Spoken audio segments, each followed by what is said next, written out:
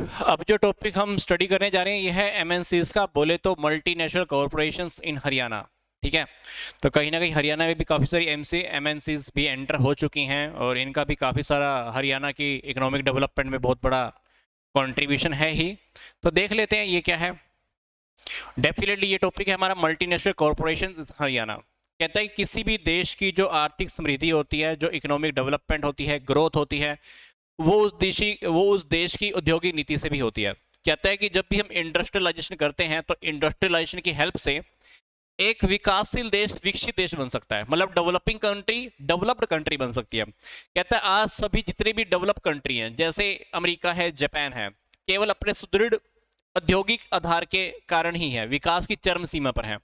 तो जो भी कंट्री की जो इंडस्ट्रियल पॉलिसी होती है वो गवर्नमेंट तथा व्यवसाय में संबंध स्थापित करती है। तो इंडस्ट्रीज पॉलिसी है या रूल्स एंड रेगुलेशन है, तो उद्योगों की स्थापना, संचालन व नियंत्रण के संबंध में सरकार द्वारा बनाई जाती है। मतलब जो ये भी इंडस्ट्री पॉलिसीज होती हैं वो किसी बिजनेस को एस्टेब्लिश करने को लेकर, ऑपरेट करने को लेकर, उनके रूल्स एंड रेगुलेशन को लेकर, उनके कंट्रोल को लेकर, ये सारी पॉलिसीज कौन बनाता है? गवर्नमेंट बनाता है। तो किसी भी कंट्री की सुदृढ़ या प्रभावशाली औद्योगिक नीतियों के द्वारा ही हम अत्यधिक क्या कर सकते हैं? अधिक से अधिक मात्रा में प्रोडक्शन कर सकते हैं। हमारा न्यायपूर्ण वितरण होता है, लोगों को एम्प्लॉयमेंट ज़्यादा मिलता है और बैलेंस तरीके से हमारा डेवलपमेंट होता है। तो भारतीय अर्थव्यवस्था के ग्लोबलाइजेशन के साथ साथ हरियाणा की अर्थव्यवस्था का भी ग्लोबलाइजेशन हुआ है। तो कहता है कि ऐसा नहीं है कि इंडिया का ही ग्लोबलाइजेशन हुआ है, इंडिया का तो ग्लोबलाइजेशन हुआ ही है, इंडिया के साथ साथ हरियाणा का भी हुआ है।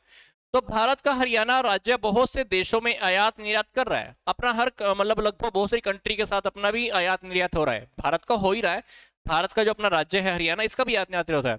तो हरियाणा के जो अनुकूल भौगोलिक वातावरण है, मजबूत आधारभूत संरचना है या अनुकूल औद्योगिक नीतियां हैं, तो इसके कारण ही ग्लोबलाइजेशन में हमारी वृद्धि हुई है। मतलब अपनी जो हरियाणा की पॉलिसीज है ना, चाहे वो इन्वायरमेंट को लेकर है, चाहे वो इंफ्रास्ट्रक्चर को लेकर है या इंडस्ट्रीज पॉलिसीज को लेकर है, इसकी वजह से ही हम ना वर्ल्ड लेवल पर पहुंच पाए हैं। तो कहीं ना कहीं वर्ल्ड की कंट्रीज के साथ भी हमारा भी लेना देना शुरू हो चुका है। तो हरियाणा सरकार द्वारा वर्ष 2015 में निर्मित उपक्रम संवर्धन नीति और औद्योगिक एवं निवेश विधि और मल्टीनेशनल कंपनीज को आकर्षित करने में महत्वपूर्ण योगदान प्रदान कर रही है। तो इस चैप्टर के अंदर हम डेफिनेटली यहाँ पर एमएनसीज का ही टॉपिक हम देखने वाले हैं। तो पहले तो बात करते हैं कि एमएनसीज की क्या विशेषताएं हैं। पहली बात, बड़ा आकार। कहता है कि एमएनसीज किसी भी आकार में बहुत बड़े तथा विशाल होते हैं। तो इन कॉरपोरेशन के लेन देन, सेल, लाभ खरबों में होते हैं। तो विश्व की जितनी भी प्रसिद्ध 100 बहुराष्ट्रीय निगमों का विक्रय अगर हम 2016 में बात करें तो ये 7464 बिलियन यूएस डॉलर था। और कुछ प्रसिद्ध ऐसी बहुराष्ट्रीय निगमों के जो कुल विक्रय थे वो कुल देशों के सकल घरेलू से भी अधिक है। तो उदाहरण के लिए अगर हम बात करें, अमेज़न, वोडाफोन, जनरल मोटर, ये सारे के सारे इसी के अंडर में आ रहे हैं। अब सेकंड टॉपिक की बात करें, एमएनसीज की जो सेकंड फीचर है वो क्या है? सहायक कंपनियों का संसाधनों का हस्तांतरण। तो बहुराष्ट्रीय जो भी निगम होते हैं, इंटरनेशनल मल्टीनेशनल जो भी कॉर्पोरेशन होते हैं, इनकी जो मुख्य कंपनियां हैं वे व्यवसायिक क्रियाओं में गतिशीलता के लिए अपने रिसोर्सेज, रॉ मटेरियल, मैनेजमेंट की एफिशिएंसी और टेक्निक को अपनी सहायक कंपनी को ट्रांसफर भी कर देती हैं। तीसरी बात, अत्यधिक या वित्तीय संसाधन। तो जो भी मल्टीनेशनल कंपनीज हैं, मल्टीनेशनल कॉर्पोरेशन है, के वित्तीय संसाधन बहुत अधिक मात्रा में होते हैं, मतलब फाइनेंस काफी ज्यादा मात्रा में होते हैं। तो इनकी कैपिटल अरबों खरबों में होने के कारण इनका जो फाइनेंशियल बेस है बहुत स्ट्रॉन्ग होता है, क्योंकि इनके पास पैसा बहुत ज्यादा होता है। फिर नई से नई टेक्निक का यूज, ये बात हम सबको पता है, जो भी मल्टीनेशनल कंपनीज हैं वो रिसर्च के अंदर काफी सारा इन्वेस्टमेंट करती हैं, जिसके कारण ये नई नई टेक्निक्स को यूज करती हैं, नई नई टेक्निक्स को यूज करने में सक्षम होती हैं। तो अगर हम एक आइडिया लगाए तो कुछ इंटरनेशनल या मल्टीनेशनल जो भी कंपनियां हैं, जैसे टोयोटा है, जनरल मोटर्स हैं, आदि का रिसर्च की एक्टिविटी पर वार्षिक खर्च कितना है? 5 बिलियन से ज्यादा है। मतलब ये लोग ना नई नई इन्वेंशन देखते रहते हैं, नई नई खोज करते रहते हैं, नए नए इनोवेशंस करते रहते हैं, तो वो रिसर्च करने के ऊपर ये 5 बिलियन से ज्यादा खर्च कर लेते हैं। इसके अतिरिक्त बहुराष्ट्रीय निगमों द्वारा मुख्यतः पूंजी प्रधान तकनीक का भी प्रयोग किया जाता है। ठीक है, अगला है इंटरनेशनल मैनेजमेंट। तो जो भी मल्टीनेशनल कंपनीज होती हैं, इनकी जो बिजनेस की जो एक्टिविटीज हैं एक से ज्यादा देशों में फैली होती हैं। तो मल्टीनेशनल कंपनीज की जो मुख्य कंपनी होती है एक देश में, और बाकी जो इसकी सब्सिडीज कंपनी या हेल्प करने वाली कंपनी होती हैं वो वर्ल्ड के अलग अलग देशों में होती हैं। तो मुख्य कंपनी द्वारा सहायक कंपनियों की पूंजी में 51% से लेकर 100% तक का कंट्रीब्यूशन होता है। तो मुख्य कंपनियां सहायक कंपनियों के व्यवसाय पर पूरी तरह से कंट्रोल भी करती हैं। तो मतलब एक मेन कंपनी होती है, बाकी इसकी दूसरी हेल्पिंग कंपनीज कह सकते हैं। फिर बेहतर विपणन सुविधाएं, बेटर मार्केटिंग फैसिलिटी। तो कहता है कि बहुराष्ट्रीय निगमों के ब्रांड प्रचलित होने के कारण इंटरनेशनल मार्केट में इनकी गुडविल बहुत अच्छी होती है, और इन निगमों के पास काफी सारी मार्केटिंग की फैसिलिटीज भी काफी जबरदस्त तरीके की होती हैं। तो ये था हमारा एमएनसीज का टॉपिक। अगर हम एमएनसीज के टॉपिक को अगर थोड़ा सा और देखें तो मैं आपको वैसे ही ओरली फॉर्म में बता देता हूं एमएनसीज के टॉपिक को।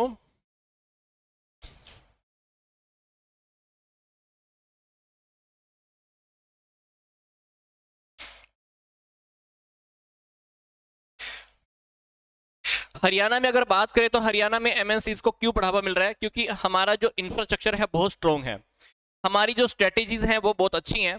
तो लगभग अपना हरियाणा लगभग हमारी दिल्ली के आसपास है, इसलिए गुड़गांव, पानीपत, सोनीपत, रोहतक, फरीदाबाद आदि शहरों में ना एमएनसीज का बहुत ज्यादा डेवलपमेंट हो रहा है। कुछ हमारी पॉलिसी जो आई थी इंडस्ट्रीज एंड इन्वेस्टमेंट पॉलिसी 2015, उसके अकॉर्डिंग भी काफी सारी एमएनसीज को यहाँ पर हमारा एफर्ट हो रहा है कि हम इनको अपनी तरफ अट्रैक्ट करें। चौथी जो इंपॉर्टेंट बात है एमएनसीज को अपनी तरफ अट्रैक्ट करने के लिए, हमारा है स्ट्रॉन्ग लॉ एंड ऑर्डर। हमारी जो कानून की जो व्यवस्था है वो बहुत मजबूत है। पांचवी जो बात है हरियाणा की तरफ एमएनसीज के आने का, वो क्या है, foreign investment promotion board.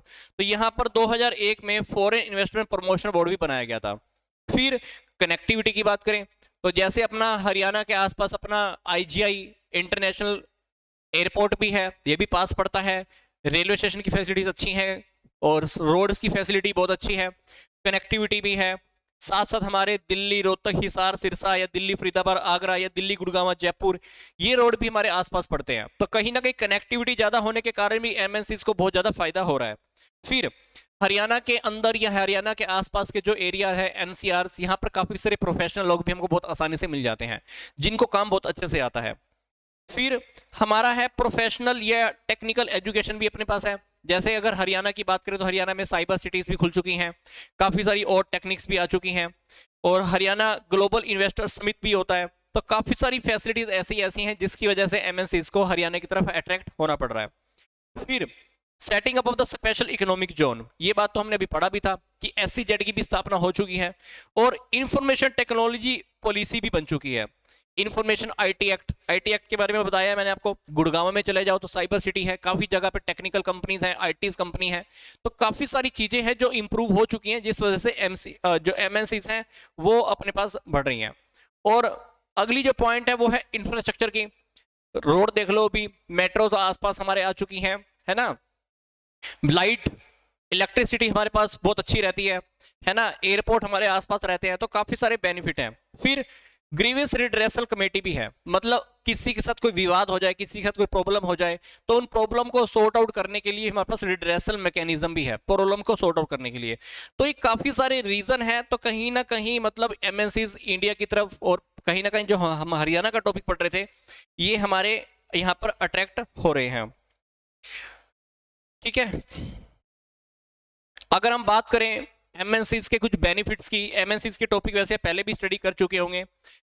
MNCs की अगर मैं बेनिफिट्स की बात करूं तो पहला बेनिफिट क्या है, ये क्या करते हैं, लोगों को ट्रेनिंग भी अवेलेबल कराते हैं, क्योंकि जब भी एमएनसीज आती हैं तो इनके पास नई नई टेक्निक्स होती हैं, तो लोगों को ये ट्रेनिंग देते हैं। फिर जब भी एमएनसीज लगती हैं तो बहुत सारे लोगों को रोजगार मिलता है। तीसरा पॉइंट अगर हम बात करें तो रिसोर्सेज का प्रॉपर यूज होता है, क्योंकि काफी सारे रिसोर्सेज ऐसे होते हैं जो डोमेस्टिक कंपनीज या डोमेस्टिक फर्में या फैक्ट्री अच्छे से यूज नहीं कर पाती। अब बाहर की कंपनी हरियाणा में आ रही है तो इंडिया में आ रही है, तो क्या होगा, रिसोर्सेज का पूरा अच्छे से यूज हो पाएगा। कहीं जमीन खाली पड़ी है, कहीं पर फसल का पूरा उपयोग नहीं हो रहा, कहीं पर पानी का उपयोग नहीं हो रहा, कहीं पर बिजली का उपयोग नहीं हो रहा। तो जैसे ही बाहर की कंपनीज आई तो उन्होंने रिसोर्सेज का प्रॉपर अच्छे से यूटिलाइज करना स्टार्ट कर दिया। फिर हमारे फॉरेन कैपिटल की भी हमको जरूरत हमारी को पूरी हो जाती है। फिर रिसर्च और डेवलपमेंट की भी सर्विसेज मिल जाती हैं। फिर काफी सारे मैनेजमेंट का भी हमारा विकास हो जाता है। और लास्ट पॉइंट अगर हम बात करें तो कंपटीशन बढ़ता है, कंपटीशन बढ़ता है तो हमको गुड्स काफी सस्ते रेटों में मिलती हैं, तो अल्टीमेटली काफी सारे बेनिफिट हमको मिल जाते हैं, तो कहीं ना कहीं कस्टमर्स को भी बेनिफिट होते हैं, क्योंकि जब जब एमएनसीज आती है, नई नई फर्में खड़ी होती है, कंपटीशन बढ़ता है, देखा देखी के अंदर ये लोग क्या करते हैं, प्रोडक्ट का प्राइस कम करते हैं, प्रोडक्ट की क्वालिटी अच्छी करते हैं, लोगों को नौकरियां देते हैं, पोल्यूशन से बचाते हैं, मैनेजमेंट अच्छी होती है, मैनेजमेंट का डेवलपमेंट होता है, लोगों का डेवलपमेंट होता है, लोगों के जीवन स्तर अच्छे होते हैं, है ना, और लोगों की कुछ प्रॉब्लम्स भी सॉर्ट आउट होनी स्टार्ट होती है, नई नई टेक्नोलॉजी मार्केट में आती है, तो एमएनसीज के आने से कहीं ना कहीं बहुत सारे बेनिफिट भी हैं, और एमएनसीज के आने की वजह से काफी सारे नुकसान भी हैं, जैसे जो डोमेस्टिक प्रोड्यूसर होते हैं उनको नुकसान होता है, क्योंकि बाहर की चीजें आती है बहुत सस्ती सस्ती उन लोगों को मिल जाती हैं, पर लोगों को यहाँ पर नुकसान होना स्टार्ट हो जाता है, कुछ लोगों का शोषण भी होता है, साधनों का भी शोषण होता है, कुछ टेक्निक ऐसी होती है जो अनसुटेबल होती हैं, फिर भी ये लोग अप्लाई करते हैं, कस्टमर को कभी कभी धोखा होता है, क्योंकि कभी कभी झूठे विज्ञापन दिखा देते हैं,